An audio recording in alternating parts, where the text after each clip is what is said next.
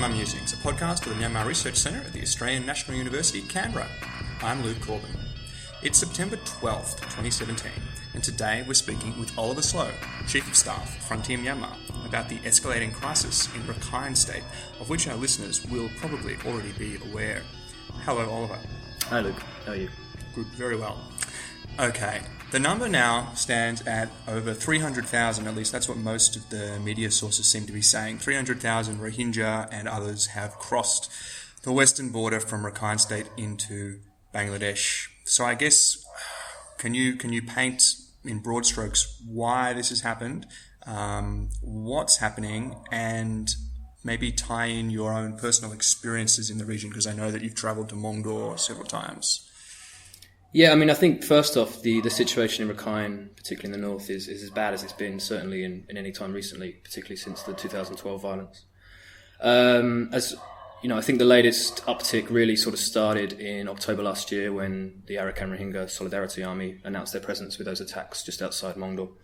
Those led to a heavy crackdown by security forces months long, which came with accusations of disproportionate force, including rape, arbitrary arrest, mass killings, things like that. And then over while the security clearance operation sort of lasted a few months, just before this latest outbreak of violence, there was evidence that ARSA were embedding themselves quite strongly in the north. They sort of taken to Twitter to try to spread their message a little bit more. But when you spoke to people who worked on Rakhine quite a lot, there was a lot of talk that this could escalate quite quickly because it was discussed that they were getting key informants into almost every village up in the north. That's certainly what the security force up there have been saying. It's what some analysts have been saying. And you can see, so I travelled up there on a government trip in July, and you can see how an insurgency would be able to embed in there. It's a huge, vast area of mountains and canals and rivers, and you can see how a sort of insurgency could hide away quite easily from security forces. While we sort of knew ARSA was growing and it was growing its presence, I think the latest attacks came as a surprise to many. One particularly, they came the night of the Advisory Commission on Rakhine State putting its final report forward to the government. And this is suddenly the scale of the attacks led firstly by ARSA were much bigger than their October attacks, and we're 2 weeks now after the violence started, and the humanitarian crisis up there is absolutely huge compared to what happened in October. In October you had reports of a few hundred dead and perhaps a few thousand displaced. But this time around, as you say, we're talking about 300,000, mainly Rohingya fled across the border, potentially thousands more on the other side of the Naf River because they can't afford to pay for the crossing over because the traffickers there are charging people about $200 a person, as I understand it. So there's many who just can't. They're just sort of sitting in this roughly no man's land just on the other side of the border, which appears to be under ARSA control. So there's no Tatmadaw forces there. And then of course you've got the Rakhine, and I think it's important to recognise that the Rakhine and the Danyet and the Moro and many other minorities up there have also had to flee. There's a lot of fear from all sides, and many of the Rakhine and others have had to flee to Buridan town, to Sitwe, the state capital. And it is important to recognise that there's fear among all communities up there.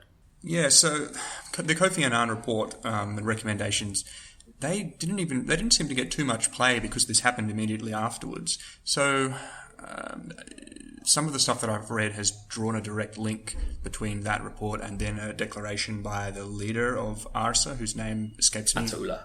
Right, saying this, basically we don't agree with this report, rise up. And is that kind of what happened in your... I think you can't really look at what happened. Some people say that one line of thinking is that the Tatmadaw was surrounding certain villages in northern Rakhine and ARSA lashed out and launched these attacks. But that comes with, that to do that on the night of the report, I can't really read anything other than a rejection of the report itself.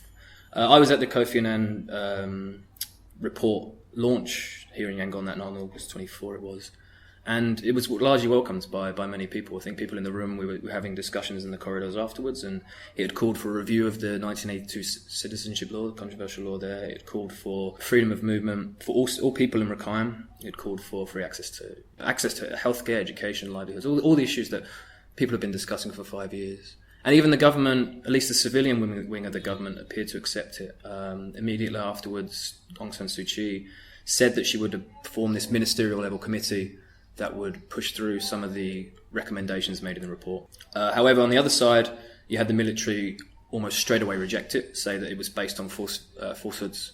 They made the claim that access for media and humanitarian is fine in northern Rakhine, which is not the case. And the USDP have also rejected, and many nationalist groups have rejected the report. But I think, it's hard to look at that timing of the ARSA attacks and look at it as anything other than a rejection of the Commission's report. Okay, so it's quite complicated, really, all these different actors. But we're learning more and more about ARSA now. Has there been any further communication since they did a unilateral ceasefire? Is that right? They called for a ceasefire for a month long to allow humanitarian access into northern Rakhine. The government, or should I say Zorte, the government spokesperson on this, has just, all we have from this is a tweet from him saying we don't negotiate with terrorists.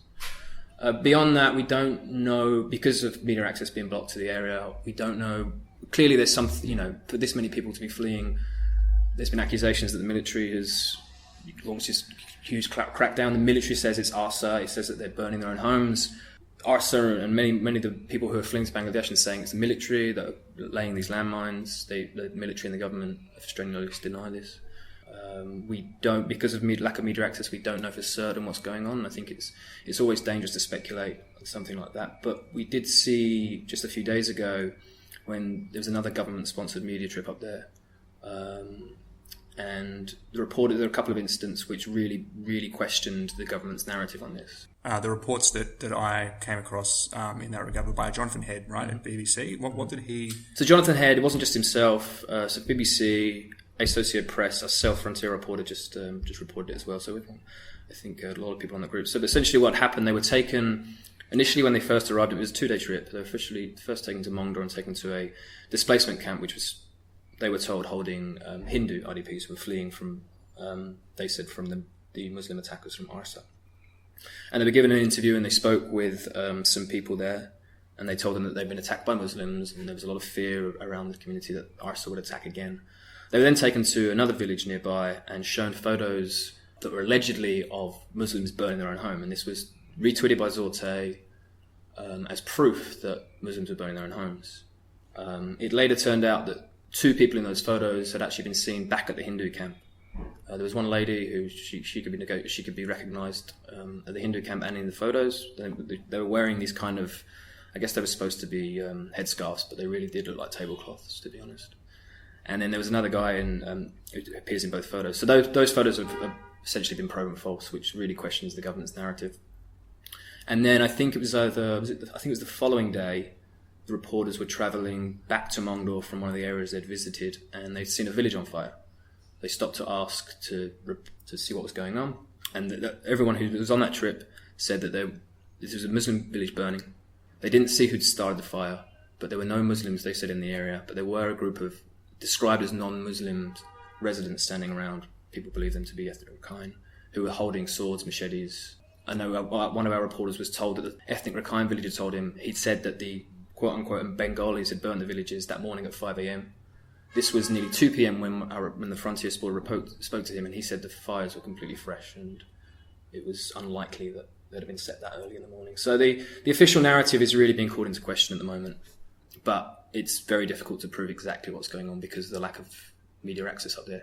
And it's important to recognise the government puts together these trips. I was on this trip in July, and while it's good to get up there and get a grasp of what's going on, you're only going to areas where the government allows you to go.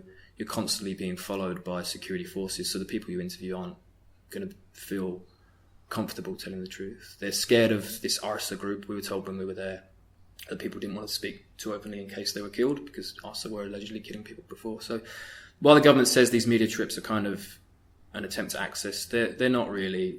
You're not getting a true reflection on the ground with these trips. Unless in this situation a chance occurrence, and then as what happened is they managed to break away and spot what happened. But there does seem to be this consensus, or nearly a consensus, in the international media that the people fleeing did not burn their own villages, and that the landmines that are being found in the border region are not being planted by ARSA. So this kind of consensus that's developing is perhaps, a reason why the media, is so restricted there, although the state seems to use safety as the the language. We need to keep you safe. We can't bring journalists here and there. And I noticed that one of your colleagues, I've never met him, Myat Jordu, he managed to get to Mongdor recently independently. Maybe you could speak about that, because that sort of ties in. Yeah, so Murat happened to be on the ground when the October 9 happened. He's a very experienced political reporter. And as soon as this fresh violence broke out, Murat and one of our photographers decided to go up there. As he said in his story, from Sitwe they travelled up to Buritown, which is a sort of about a 6-hour boat journey, and then from there it's about a 5-hour drive to Mongdor. And after a lot of negotiation, I think they had a lot of issues in Buritown trying to negotiate with authorities there to make their way to Mongdor. And they also had an issue with the flare-up. I mean, of somebody who had spread rumours on social media that they had heard journalists discussing that they were going to go to Mongdor and do stories about the Rohingya and take money from them. There's just this flaring up of this term fake news, which really put them at risk, and it was very dangerous. But eventually, 3 ethnic Rakhine, some Murat's ethnic Rakhine, 2 others, they made their way sort of undercover into Mongdor. They went into a Rakhine camp and spoke to some people there. I think they went into a Hindu camp. And, I mean, they really had a very terrifying experience. They said there weren't any police in the town itself. They were followed around by a bunch of local people who were very angry about their presence. They were issued death threats. They were followed around by people who were issuing death threats to them. They had to eventually ask for the protection of a local MP from the Rakhine National Party, who eventually managed to organise a car for them to get back out of Mongdor. And from there it was just get straight out of northern Rakhine and back to Yangon as quickly as possible. So that gives you an idea of just how challenging it is to get, even as I said before, northern Rakhine is a huge sparse area, and if 3 very experienced journalists with local knowledge of the area can't even get out of the main town, then it just shows you how much of this story is not being covered when you have those, it's almost 8 or 9 hours, I think, up to the Bangladesh border. And as far as I'm aware, there's no journalists that have got in there at the moment. The only report I've seen from anyone in that area is the Dhaka Tribune. They did a brilliant report of a reporter who made the way back over the border and spoke with some people in that kind of strip of land. But beyond that, and the few reporters who were in Mongdor, that's about as far as anyone's got into the state at this point. Mm. And of course, Aung San Suu Kyi has been quiet, although some would say that she hasn't been. She's been getting a lot of criticism for being quiet, but she has said some things. It's just that the things that she's said haven't been very helpful. The international media is going wild writing about that. You've got people harshly criticising her and people defending her. What's your sense of what is she playing at? Like, what is she doing? Is she capitulating to the generals? Are we going to keep using that kind of frame when we talk about Myanmar politics? What? I think this kind of it's sort of understandable. For many years, Myanmar's story has been Aung San Suu Kyi, so you can understand why many international media sort of make this about her. But it really misses the point, really, if you focus on that she's doing this, whatever you think about her approach. As has been well argued, she does not have control of the military. There is, because of the constitution, because the military could easily take control back at any second. There is this perception that she's not speaking out for that reason. But she, at the end of the day, she doesn't control the military. But at the same time, having said that, we've seen her office come out with, especially in the immediate aftermath, the State Council's office come out with, they were sharing pictures of their bodies. They were using the Bengali term, which Aung San Suu Kyi herself said last year not to use. She said to the people, don't use the Bengali term and don't use the Rohingya term. Now the government's officially using the Bengali term. And then also spreading this information, again in the immediate aftermath, that international agencies were colluding with ARSA, which was just based on almost no evidence whatsoever. And it put people's lives at risk. So, yes, I think it's important to recognise that she doesn't have control of the military. My own personal view is, and this is my personal view, is there is an opportunity for her as someone who is still much adored in this country. You speak to most people in the street, and even though she's taken this huge criticism from the international community. She's much adored in this country, and there's an opportunity there, I think, to speak out just against violence and hate speech on all sides. So she doesn't have to take sides with any of the communities up there. But it would be, I think, she would show real leadership if she could just, rather than Zorte is the only communicator we have at the moment from the government, if she was able to just speak up and just call for calmness on all sides, call for an end to the violence and then the hate speech, I think it would at least be one step that would be a positive step on her behalf. The unilateral ceasefire will end, presumably, in 3.5 weeks or so. And then what do you imagine is going to happen next? And what do you think the Tatmadaw should be doing in the interim, not just Aung San Suu Kyi? I mean, of the 300,000 over in Bangladesh at the moment, the government said it will only allow people to return if they can prove that they've lived in this country, they can prove citizenship. Many of those people don't have that documentation. Many of them gave them away back in the 80s and 90s and didn't get they didn't get a card returned. Many of them lost them in the violence in 2012, in the burning of homes in recent years. So what we're seeing, this crisis over in Bangladesh at the moment, where internet aid agencies are at absolutely breaking point because the huge influx of people. That needs to be a conversation that Myanmar and the Bangladesh governments have to deal with that, because I don't at this point I don't see how that's a sustainable approach. These people just don't have access to. They've lost access to their land. They've lost access to livelihoods. It's not sustainable for however many hundreds, tens of thousands, hundreds of thousands of people to be living off handouts from aid agencies. That's just not a sustainable approach. So there needs to be a step forward on that. And the other thing, as many analysts are warning, is that if there is this very heavy crackdown by the military particularly on the Rohingya, but on all communities in northern Rakhine, then that's only going to strengthen ARSA's hand. The emergence of this group essentially came out of desperation. Now, the attacks that they launch, no one supports them. No one who wants to see progress in Rakhine State supports the attacks that were launched by them. But if you look at the situation, particularly in northern Rakhine, and I think it's important to recognise that Rakhine can be looked at in sort of northern Rakhine separate to the rest of the state, where I think in the centre of the state there is space for a little bit more reconciliation and move forward, particularly once this kind of current situation dies down a little. But in the north of the state, you had people were locked into these areas. Many were over in Bangladesh living in refugee camps. They couldn't go to schools in Bangladesh because they were refugees. Them and their families didn't really have access to work or livelihoods. And before sort of mid-2015, the migrant crisis there, when many Rohingya were making their way around to Malaysia, that was at least an escape valve for many people, at least especially young men, felt that they could get on those boats, and those boat journeys were very perilous and very dangerous. But people felt that they would take that risk because they may get to places like Malaysia, Indonesia, where they may be able to find work and send money home to their families. Once the crackdown was made in, say, mid-2015 there, that escape route was shut off. And a few people are making their way sort of west towards India, a few Rohingya, should I say, and Saudi Arabia. But essentially people are hopeless there, with no end in sight.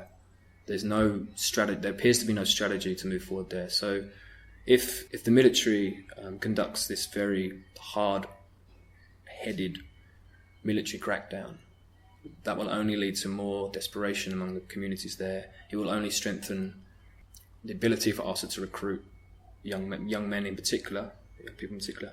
And then, of course, another issue to that is that it's attracting the attention of global jihadist movements. Now, ARSA have made it very clear that they are not interested in the jihadist movement. They're fighting for the rights of Rohingya people.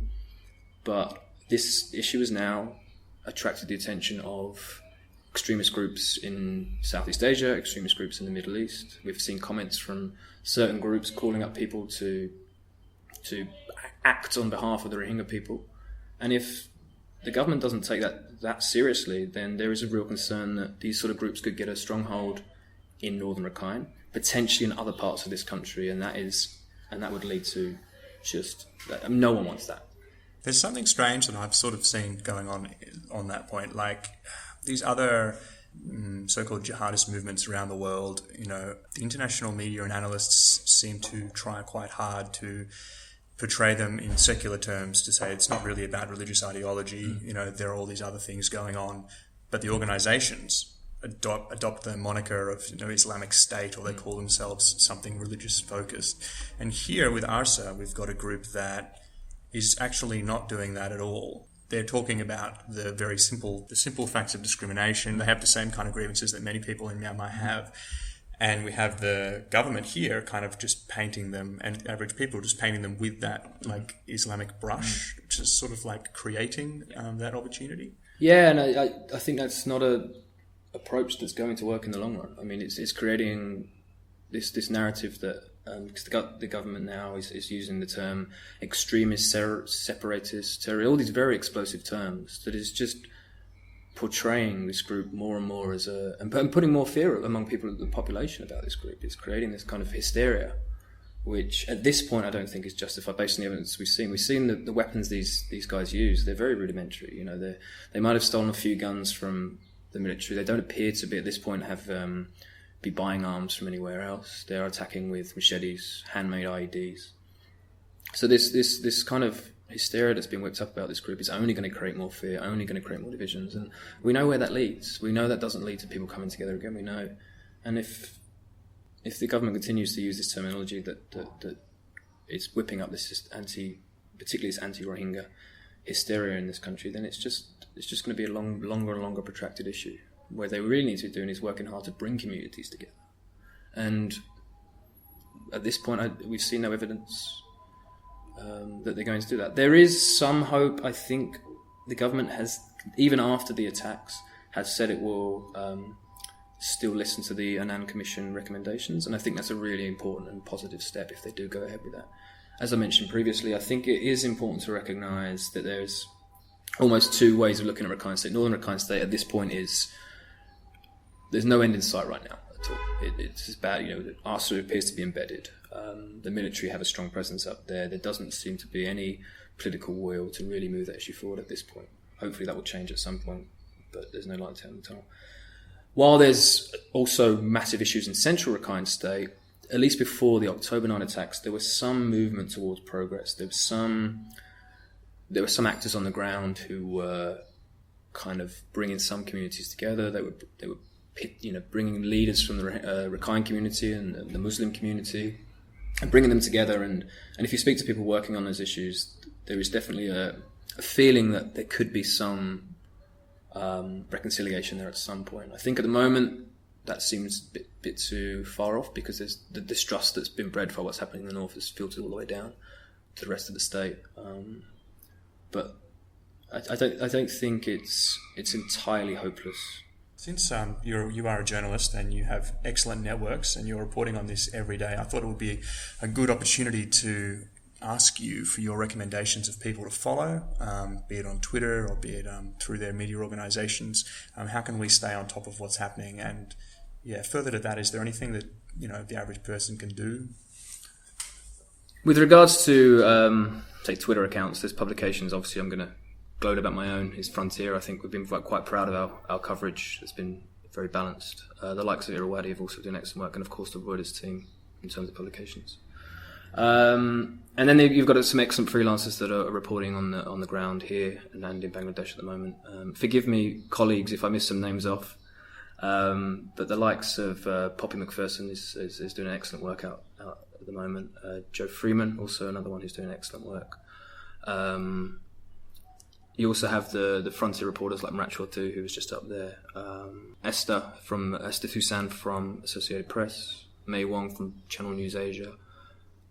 These guys were recently on the government-sponsored trip. So forgive me if I've left some names off, but it's a bit hard to think on the spot. But there's a lot of very good journalists out there doing some very good reporting on this issue, and it's just worth spending your time sort of going through and finding out these networks. With regards to looking at this issue, it's just important to recognise, like anything in Myanmar, that it's not as straightforward as some people like to think. This is an incredibly complex issue. It's important not to just look at what's happening over the border in Bangladesh.